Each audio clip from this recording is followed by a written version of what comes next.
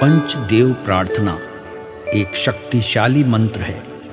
प्रातःकाल सच्चे मन से इसे सुनने से जीवन के सभी दुख तुरंत दूर होने लगते हैं। पंचदेव प्रार्थना को प्रतिदिन सुनने से जीवन के असंभव कार्य भी संभव हो जाते हैं। तो आइए सुनते हैं यह पंचदेव प्रार्थना। गजाननं भूतगणादिसेवितं कपित्थजम्बूफलचारुभक्षणम् उमासुतं शोकविनाशकारकम् नमामि विघ्नेश्वरपादपङ्कजम्। कर्पूरगौरं करुणावतारं संसारसारं भुजगेन्द्रहारं सदा वसन्तं हृदयारविन्दे भवं भवानी सहितं नमामि। शान्ताकारं भुजगशयनं पद्मनाभं सुरेशं विश्वाधारं गगनसदृशं मेघवर्णं शुभांगं लक्ष्मीकान्तं कमलनयनं योगिभिर्ध्यानगम्यं वन्दे विष्णु भवभयहरं सर्वलोकैकनाथम्।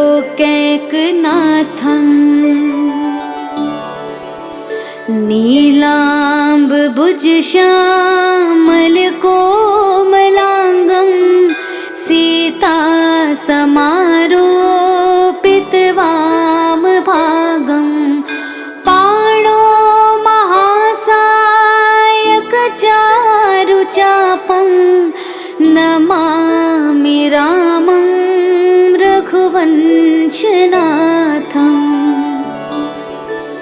मनोजवं मारुततुल्यवेगं जितेन्द्रियं बुद्धिमतां वरिष्ठं वातात्मजं वानुरयूथमुख्यं श्रीरामदूतं शरणं प्रपद्ये। करारविन्देन पादारविन्दं मुखारविन्दे विनिवेशयन्तं वटस्य पत्रस्य पुटेश्यानं बालं मुकुन्दं मनसा स्मरामि। या देवी सर्वभूतेषु शक्तिरूपेण संस्थिता नमस्तस्यै नमस्तस्यै नमस्तस्यै नमो नमः। नीलाञ्जनासमाभासं रविपुत्रं यमाग्रजं छायामार्तण्डसम्भुतं तं नमामि शनैश्चरम्।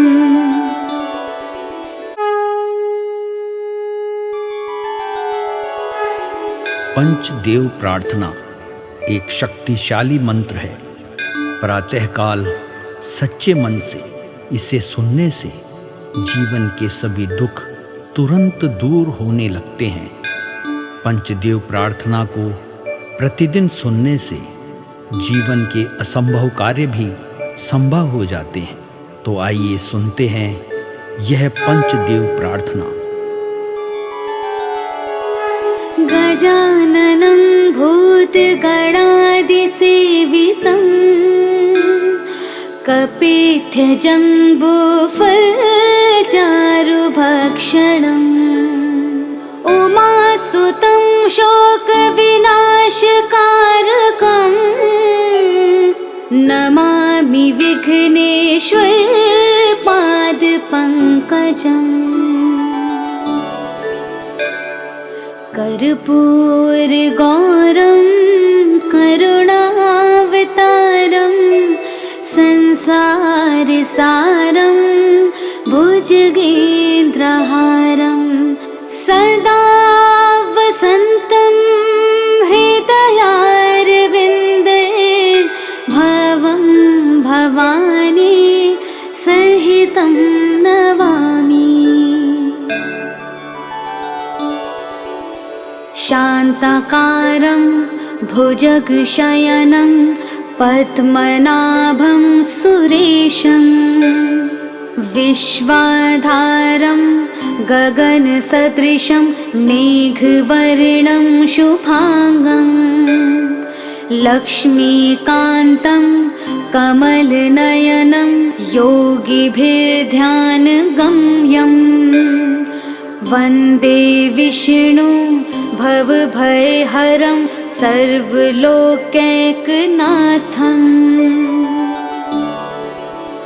नीलाम्बुजश्यामलकोमलाङ्गं सीतासमारोपितवामभागं पाणो महासायकचारुचापं नमामि रामं रघुवंशनाथम् मनोजवं मारुततुल्यवेगं जितेन्द्रियं बुद्धिमतां वरिष्ठं वातात्मजं वानुरयोधमुख्यं श्रीरामदूतं शरणं प्रपद्ये। करारविन्देन पादारविन्दं मुखारविन्दे विनिवेशयन्तं वटस्य पत्रस्य पुटेश्यानं बालं मुकुन्दं मनसा स्मरामि। या देवी सर्वभूतेषु शक्तिरूपेण संस्थिता नमस्तस्यै नमस्तस्यै नमस्तस्यै नमो नमः। नीलाञ्जनासमाभासं रविपुत्रं यमाग्रजं छायामार्तण्डसम्भुतं तं नमामि शनैश्चरम्।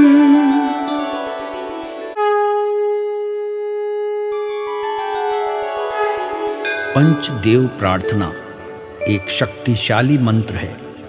प्रातःकाल सच्चे मन से इसे सुनने से जीवन के सभी दुख तुरंत दूर होने लगते हैं। पंचदेव प्रार्थना को प्रतिदिन सुनने से जीवन के असंभव कार्य भी संभव हो जाते हैं।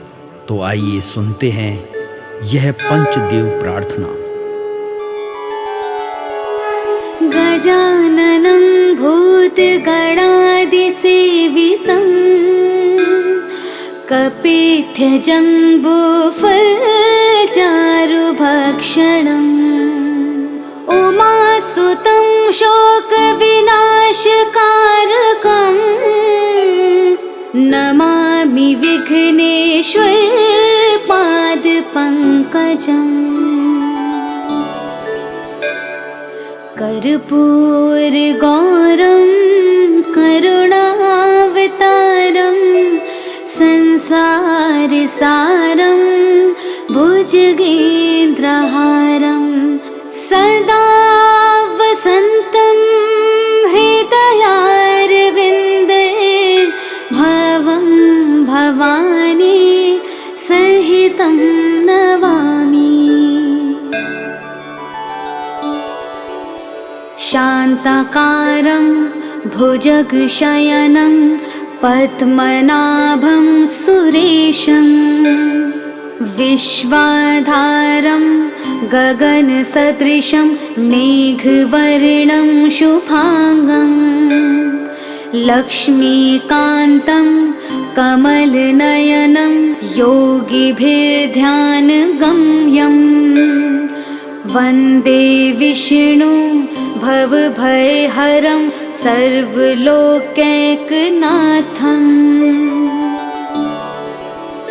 नीलाम्बुजश्यामलकोमलाङ्गं सीतासमारोपितवामभागं पाणो महासायकचारुचापं नमामि रामं रघुवंशनाथम् मनोजवं मारुततुल्यवेगं जितेन्द्रियं बुद्धिमतां वरिष्ठं वातात्मजं वानुरयोधमुख्यं श्रीरामदूतं शरणं प्रपद्ये करारविन्देन पादारविन्दं मुखारविन्दे विनिवेशयन्तं वटस्य पत्रस्य पुटेश्यानं बालं मुकुन्दं मनसा स्मरामि। या देवी सर्वभूतेषु शक्तिरूपेण संस्थिता नमस्तस्यै नमस्तस्यै नमस्तस्यै नमो नमः। नीलाञ्जनासमाभासं रविपुत्रं यमाग्रजं छायामार्तण्डसम्भुतं तं नमामि शनिश्चरम्।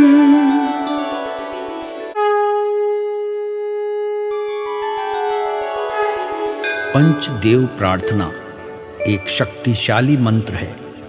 प्रातःकाल सच्चे मन से इसे सुनने से जीवन के सभी दुख तुरंत दूर होने लगते हैं। पंचदेव प्रार्थना को प्रतिदिन सुनने से जीवन के असंभव कार्य भी संभव हो जाते हैं। तो आइए सुनते हैं यह पंचदेव प्रार्थना। गजाननं भूतगणादिसेवितं कपित्थजम्बूफलचारुभक्षणम् उमासुतं शोकविनाशकारकं नमामि विघ्नेश्वरपादपङ्कजम्। कर्पूरगौरं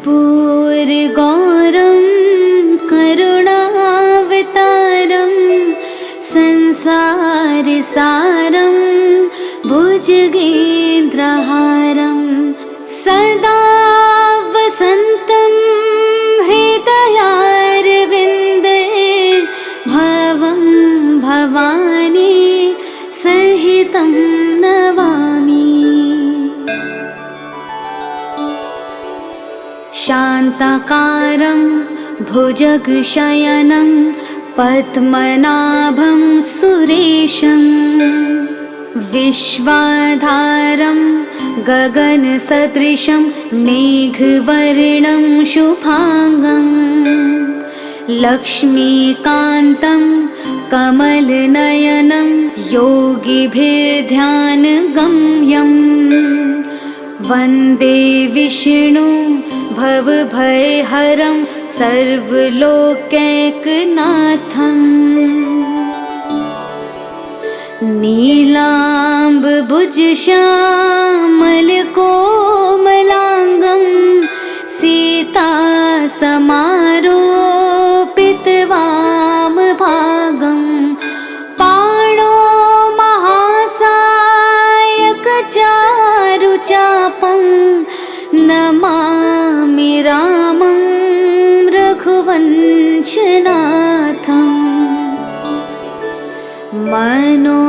जवं मारुततुल्यवेगं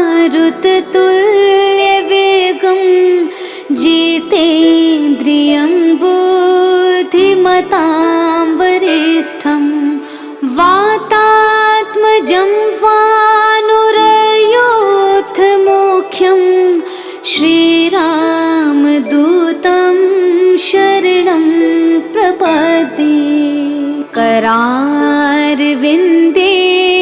पादारविन्दं मुखारविन्दे विनिवेशयन्तं वटस्य पत्रस्य पुटेश्यानं बालं मुकुन्दं मनसा स्मरामि।